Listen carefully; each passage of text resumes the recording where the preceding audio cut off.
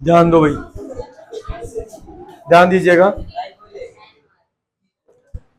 भाई। Helping verb का हम प्रयोग कर रहे हैं, दूसरा नियम है। तो यहां आपको टेंस की सारणी को देखना है। यहाँ पे वर्ब की फर्स्ट फॉर्म के साथ में क्या है, एस है। एस या एस का प्रयोग हुआ है, तो इसका मतलब हमें ईजेएमआर का प्रयोग करना है। किसका प्रयोग करना है, ईजेएमआर का। अब ईजेएमआर का इज का कब करना है, एम का कब करना है, आर का कब करना है, ये इसको सब्जेक्ट को देखना होगा। ठीक है, हिज सीट नेम है तो इज का प्रयोग करना है, आई है तो एम का करना है, और we you they plural noun हो तो आर का प्रयोग करना है। ये कॉमन सेंस है, हमने आपको टेंस में पढ़ाने का समझाने का प्रयास किया था। तो यहां हम देखते हैं ए मैंगो, आम एक ही है, इसलिए हमने किसका प्रयोग करना है, अंडरस्टैंड।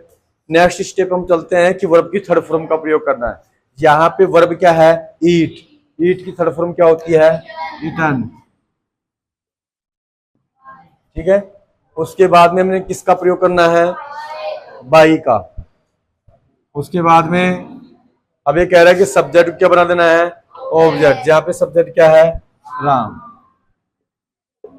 समझ में आया भैया, बस ये टॉपिक क्या हो गया, 70% कंप्लीट हो गया। ऐसे ही बनाना है, अंडरस्टैंड। दूसरा एग्जांपल देख लो। तो यहां तक सभी को समझ में आ गया है। अब दूसरा एग्जांपल हम समझाते हैं। क्या है कि एग्जांपल में सारे नियम आ जाते हैं, कुछ भी नियम नहीं बचता है। सारी बात समझ में। ये हम देखते हैं कि आई एम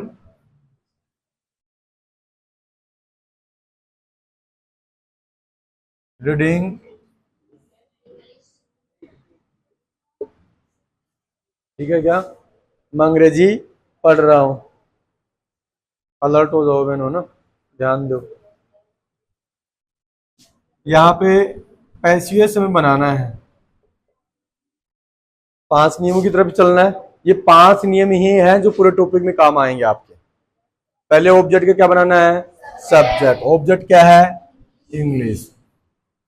उसके बाद में किसका प्रयोग करना है, हेल्पिंग वर्ब। हेल्पिंग वर्ब यहाँ पे एम है, तुम देखते हैं कि जहां इज एम आर आता है एक्टिव में, उसमें इज एम आर के साथ में बीइंग का प्रयोग करते हैं। किसका प्रयोग करते हैं, बीइंग का। यहाँ पे हम देखते हैं कि इंग्लिश हमारा सब्जेक्ट है, तो इज एम आर में से किसका प्रयोग करेंगे, इज का। किसका प्रयोग कर देंगे, इज का। इसके साथ में क्या शब्द जोड़ देना हमें, बीइंग। ठीक है क्या।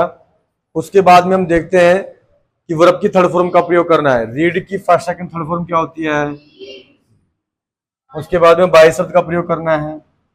उसके बाद में सब्जेक्ट को ऑब्जेक्ट, तो यहाँ पे आई है, सब्जेक्ट आई है एक्टिव में, तो किसका प्रयोग कर देंगे हम, मी का। ये चीज समझ में आ रही है आपको, है। अगला एग्जांपल यहाँ पे लिख देता हूँ एक्टिव का। रमेश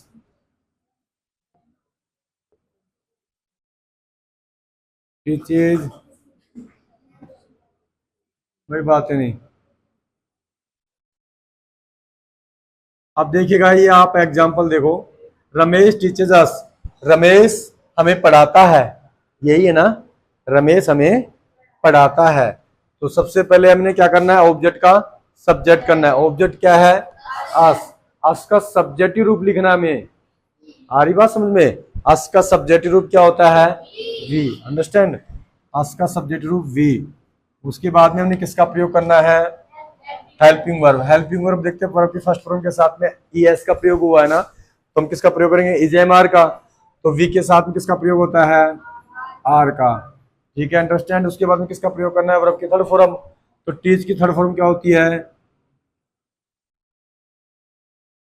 टॉट। ठीक है। उसके बाद में हम देखते हैं बाई शब्द का प्रयोग करना है। उसके बाद में सब्जेक्ट को ऑब्जेक्ट, तो Ramesh.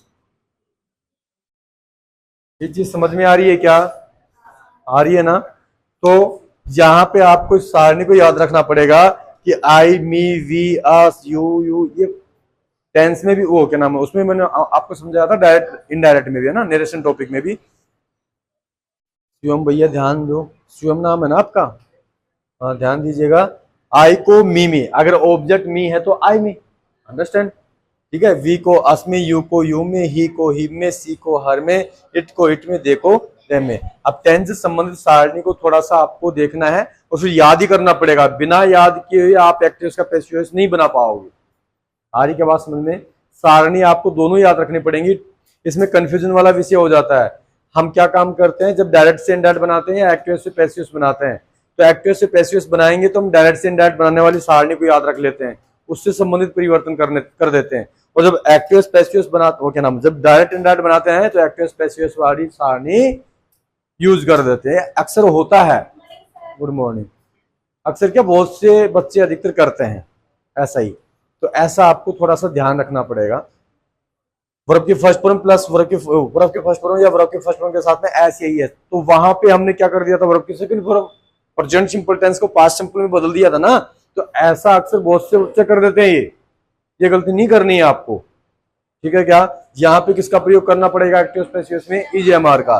Do does plus not के साथ में इजेएमआर प्लस नॉट, वर्ब की सेकंड फॉर्म के साथ was were, did plus not के साथ में was were plus not, shell will. अब देखिएगा शैल विल हेल्पिंग वर्ब भी है और मॉडल भी है। यहां पर भी हमने लिखा ना शैल विल, ये रहा शैल और विल लिखा है ना। तो शैल विल आए या फिर ये शब्द आ जाए मॉडल तो क्या हो जाएगा, जैसे कैन भी हो जाएगा, कुड भी हो जाएगा, मे भी हो जाएगा, बीई शब्द आपको लगाना पड़ेगा। अंडरस्टैंड? तो यहाँ पर भी बीई शब्द लगा है, शैल भी और विल भी। उसके बाद में इजेएमआर के साथ में किसका प्रयोग करना है? बीइंग का। वाजवर के साथ में भी बीइंग का। हैजर के साथ में बीन, ठीक है क्या? हैव बीन या हैव यानी हैज बीन। हैड के साथ में भी बीन, और यहाँ पर शैल हैव विल हैव के साथ में भी बीन का। कहने का मतलब हम ऐसे कह सकते हैं कि सिंपल जो भी है, जैसे प्रेजेंट सिंपल है, पास्ट सिंपल है, फ्यूचर सिंपल है, सबको किसमें बदलना है? कंटिन्यूअस में। किसमें बदलना है? कंटिन्यूअस में। और जो भी परफेक्ट यानी कंटिन्यूअस है, जैसे प्रेजेंट कंटिन्यूअस हो, पास्ट कंटिन्यूअस हो, फ्यूचर कंटिन्यूअस का नहीं बनता है। अंडरस्टैंड? प्रेजेंट कंटिन्यूअस और पास्ट कंटिन्यूअस। तो इसमें आपको हेल्पिंग वर्ब के साथ में बीइंग शब्द का प्रयोग करना है, बीईआईएनजी। अंडरस्टैंड? परफेक्ट चाहे कोई सा भी हो, प्रेजेंट परफेक्ट हो, पास्ट परफेक्ट हो या फ्यूचर परफेक्ट हो, तो हमें इन हेल्पिंग वर्ब के साथ में BWN बीन शब्द का प्रयोग करना है। अंडरस्टैंड? इतना है आपको ध्यान रखना है। Good morning. उसके बाद में आपको यहां पर मॉडल जो भी आ जाए, can, could, may, might, shall, should, तो मॉडल के साथ में किसका प्रयोग करना है? बी शब्द का। अंडरस्टैंड?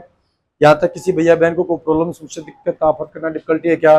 नहीं है। कल इसके एग्जाम्पल हम समझाएंगे, ऐसे नहीं कि ये समझा दिया, हम एग्जाम्पल भी राइट करवाएंगे और भी समझाएंगे और आपसे भी हम समझने का बताने का प्रयास है ना, ऐसे। ठीक है? तो भैया बहन राइट नहीं किया वो राइट कर लो।